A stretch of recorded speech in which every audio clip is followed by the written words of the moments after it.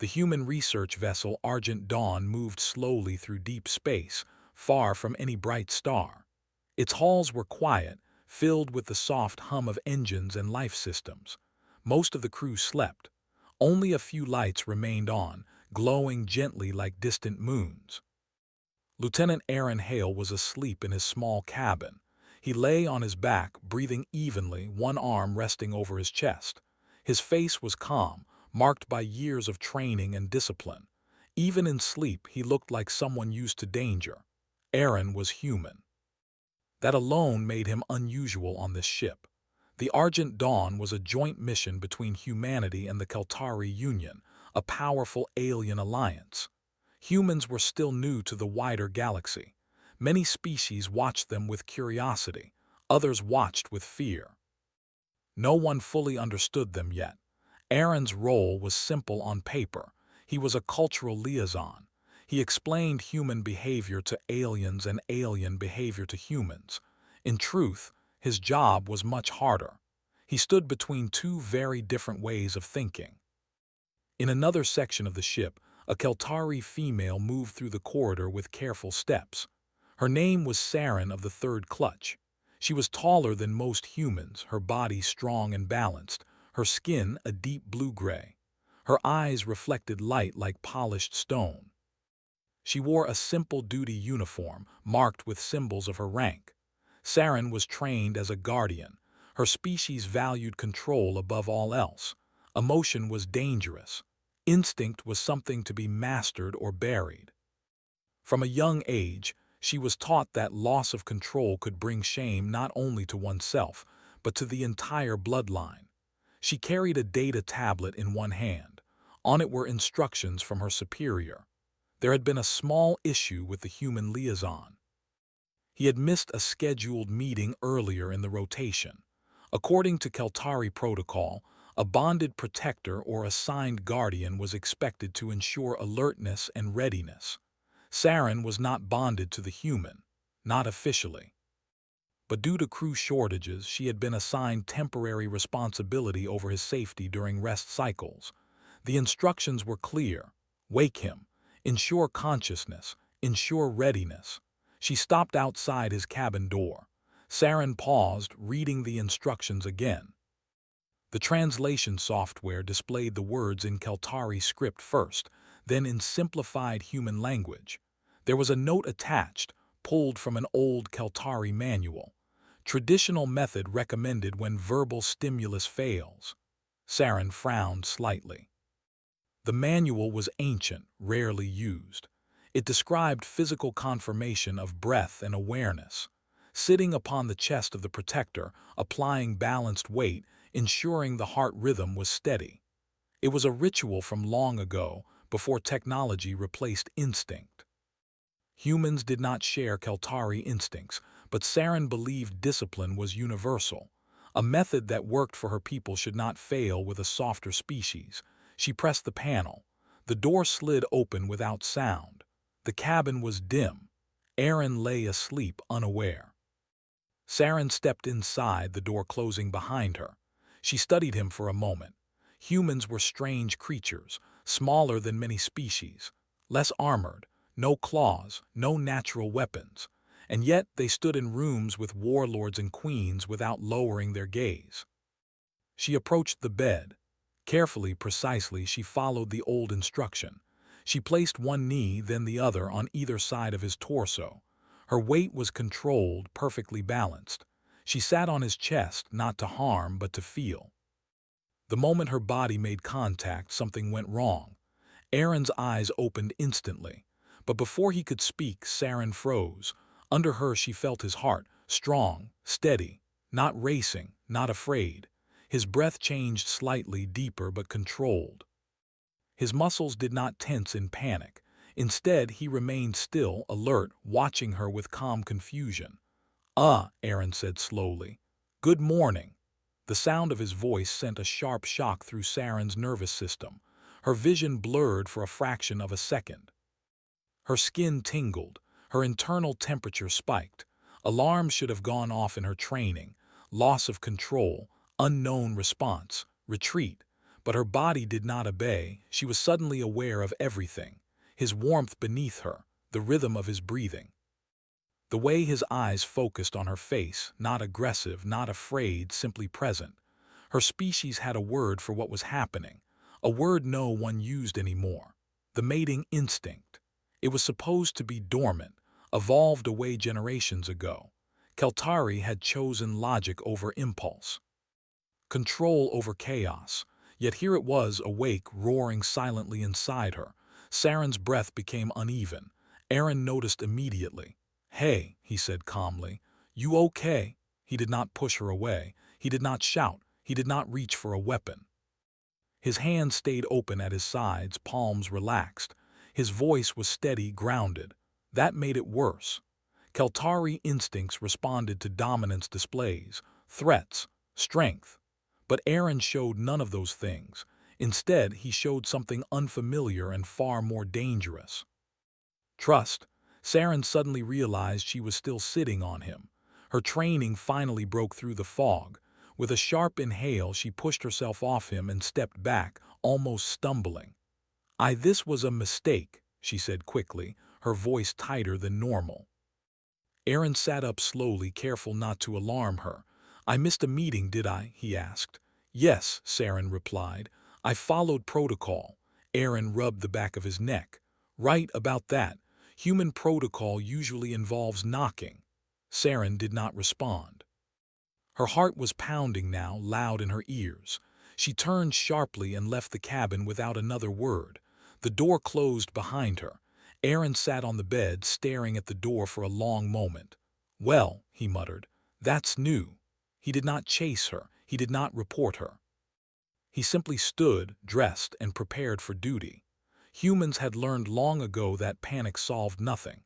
Saren did not stop moving until she reached a quiet observation chamber. She locked the door and leaned against the wall, breathing hard. This should not be happening. She ran internal diagnostics through her implant: elevated hormones, neural activity spikes in bonding centers, ancient pathways reactivated. Impossible. She pressed her claws lightly into her palm, grounding herself through pain. The instinct receded slightly, but it did not disappear. The human had triggered it, not through force, not through scent, through presence. That terrified her. Later that cycle, whispers spread among the Keltari crew. Saren had left a human's quarters visibly shaken. Sensors recorded unusual biological activity. Medical officers were discreetly alerted. By the next rotation, the incident reached Keltari command. An emergency council convened through holographic projection. Elders appeared in towering forms of light, their expressions unreadable. "The human awakens dormant responses," one elder said. "Impossible," another replied. "Humans are physically inferior." "Yet the data is clear," a third said. "No aggression, no threat." And still the instinct responded. They fell silent. Across the ship, Aaron stood on the observation deck, watching distant stars drift by. He felt eyes on him more often now, curious, uncertain. He did not know what he had done. But somewhere deep within the Keltari Union, an old fear stirred. If humans could awaken what was buried, what else could they change? The incident did not stay quiet. By the next cycle, the Argent Dawn felt different. Conversation stopped when Lieutenant Aaron Hale entered a room. Keltari crew members watched him with careful eyes, their posture more alert than before. Humans on board noticed it too, though none of them understood why. Aaron felt it most when he passed through shared corridors. He was used to being observed. Humans always were, but this was not curiosity alone. There was tension in the air, like a held breath. Saren did not leave her assigned quarters unless required. She reported sick for the first time in her service record. Medical scans showed nothing physically wrong, yet her neural readings continued to show unstable patterns. She sat alone, back straight, hands resting on her knees, trying to slow her breathing. Keltari meditation techniques usually worked within moments. This time they did not. Every time she closed her eyes, she felt it again. the steady rhythm of the human's heart, not loud, not dominant, simply there. That was what disturbed her the most. Her people believed strength came from control, from the ability to suppress instinct, emotion, desire. Yet her body had reacted without permission, and worse, it had reacted not to danger but to calm. A soft chime echoed in her quarters. "Enter," she said. The door opened, revealing High Analyst Tikor, an elder Keltari scientist assigned to the mission. His skin was pale silver with age, his movements slow but deliberate. "Saren of the Third Clutch," he said, "you will accompany me." She stood immediately. "Yes, elder." They walked in silence through the ship, eventually entering a sealed research chamber. Inside, holographic displays hovered in the air, filled with complex biological data. Human and Keltari symbols mixed together. Tikor gestured for her to sit. "Tell me exactly what you experienced," he said. Saren hesitated. Speaking of instinct was considered shameful, but refusing an elder was worse. "When I made contact," she said carefully, "my internal systems reacted. Neural centers associated with bonding activated.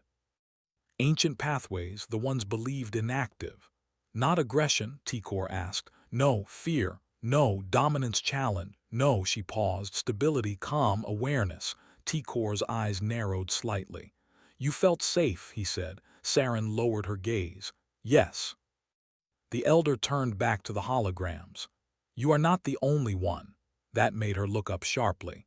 "Since first contact with humans," Tikor continued, "we have recorded subtle changes across several species. Increased emotional regulation, reduced panic responses. In some cases, unexpected bonding tendencies." He enlarged a display showing neural patterns. "Humans do not overpower the nervous system, they synchronize with it." Saren felt a chill. "That should not be possible," she said. "No," Tikor agreed. "It should not, and yet it is." Meanwhile, Aaron was summoned to a formal meeting.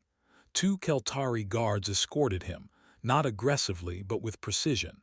He followed without protest.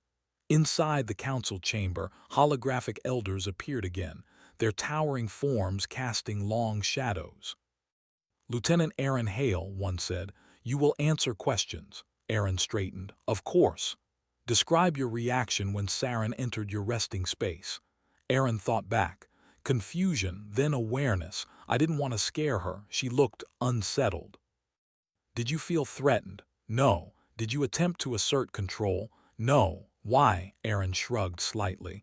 "Because she didn't seem like a threat, and because panicking usually makes things worse." A murmur spread among the elders. "You understand," another said, "that your presence triggered biological responses in her species." Aaron blinked. "I did what now?" Tikor stepped forward. "Your emotional regulation appears to interact with Keltari instinctual systems." Aaron frowned. "I didn't do anything special." "That," the elder replied, "is the concern." After the meeting, Aaron was released. He returned to his duties, though now with an unspoken awareness that something larger was happening. Later that cycle, the Argent Dawn was struck by a sudden systems failure. An energy surge rippled through the ship, cutting power to several sections. Emergency lights flared red. Alarms echoed through the corridors. In the engineering bay, a Keltari technician panicked. His species did not respond well to sudden loss of control. His breathing became rapid. His claws dug into the console. A feedback loop threatened to overload the reactor. Saren arrived first, followed closely by Aaron. "Step back," Saren ordered, but the technician did not respond. His instincts were taking over. If the overload continued, the ship would be torn apart. Saren felt the pressure rising in her own chest. This was the moment where Keltari doctrine demanded force, restraint, physical dominance. Before she could act, Aaron stepped forward. "Hey," he said quietly. The technician turned, eyes wild. Aaron did not raise his voice. He did not rush. He moved slowly, hands visible. "Look at me," Aaron said. "Breathe with me." The technician hesitated. Aaron inhaled slowly. then exhaled. Again. The Keltari's breathing began to match his. Saren watched, frozen. The technician's claws loosened. His neural readings dropped from critical to stable. The feedback loop disengaged. The crisis ended not with force but with calm. Silence filled the bay. Saren felt it again, that strange internal shift. The instinct did not surge wildly this time. Instead, it settled, warm and steady. Later, in the aftermath, Saren approached Aaron. "You did not use command," she said, "or strength." He smiled slightly. "Didn't need to. You stabilized him." "People panic," Aaron replied. "Sometimes they just need someone steady nearby." Saren studied him carefully. "You are dangerous," she said. Aaron laughed softly. "I get that a lot." "No," she said seriously, "not like a weapon. Like gravity." That night, Saren stood outside the observation deck, watching Aaron stare at the stars. She did not enter. She simply stood guard without being ordered to. For the first time in her life, control did not feel like suppression. It felt like choice. And across the Keltari Union, reports began to spread. Humans were not conquerors. They were catalysts. And the galaxy was beginning to realize what that meant. The Argent Dawn no longer felt like the same ship. After the reactor incident, everything changed. It was subtle at first. Conversations lasted longer. Arguments ended sooner. Keltari crew members who once avoided humans now stood closer to them during shared duties. No one announced it. No one officially admitted it. But the difference was there, spreading quietly through the metal halls. Lieutenant Aaron Hale noticed it in small ways. A Keltari navigator asked his opinion during a route correction. A maintenance team waited for him to arrive before restarting a damaged system. Even the guards outside restricted sections stood a little less rigid when he passed, their shoulders easing without realizing it. Aaron did not command any of this. He did not seek authority. He simply did what he always did, observed, listened, and stayed calm. Saren watched it all. She stood at her assigned post near the observation deck, arms folded behind her back, posture straight. On the surface, she looked as disciplined as ever. Inside, a storm of thought and feeling moved slowly but steadily. Her instincts no longer felt like an enemy. They felt awake. She had spoken again with Elder T-Core earlier that cycle. The Elder's tone had been serious, almost heavy. "The data is conclusive," T-Core had said. "Human presence stabilizes multiple species under stress. This is not limited to you." "What does the Council intend to do?" Saren had asked. T-Core had paused. "They are afraid." Saren understood that fear. Keltari history was filled with wars started by instinct and ended by ruin. Control had saved her people. To learn that another species could awaken instinct without chaos, without losing control, challenged everything they believed. Later that day, the Argent Dawn received an unexpected transmission. An unaligned alien vessel had entered the sector. Its species, the Vierks, were known across the galaxy for one thing: aggression driven by instinct. They did not negotiate well. They did not retreat easily. The Vierks demanded access to Keltari space. Command refused. The Vierks responded by powering weapons. The Argent Dawn was not a warship. It was a research vessel. Escape was possible but slow. The nearest Keltari defense fleet was several hours away, the bridge filled with tension. "We cannot outgun them," the captain said, "and if they board us, they will kill without restraint," a Keltari officer finished. Saren felt her instincts rise sharply. This time they were not tied to bonding. They were tied to protection, defense, readiness. She glanced at Aaron. He stood near the back of the bridge, hands clasped loosely, eyes focused on the tactical display. His heart rate, displayed faintly on shared biosensors, was elevated but steady. Not fear, focus. "What do you suggest, Lieutenant?" the captain asked. Aaron hesitated only a moment.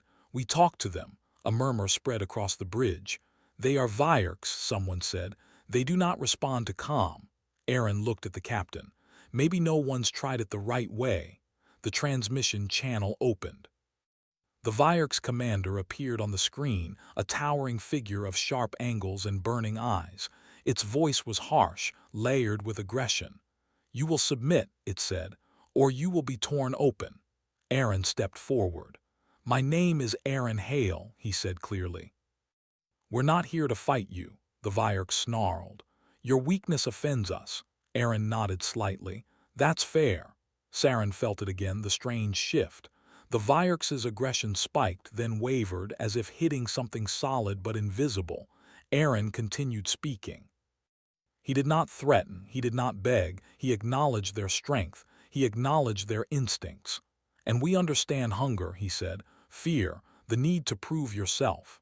The Vierks hesitated. Keltari sensors showed something unexpected. The Vierk's neural activity was changing. "Humans are fragile," the Vierks said. Aaron smiled faintly. "Physically, sure." He stepped closer to the screen. "But we don't break easy." The silence that followed was heavy.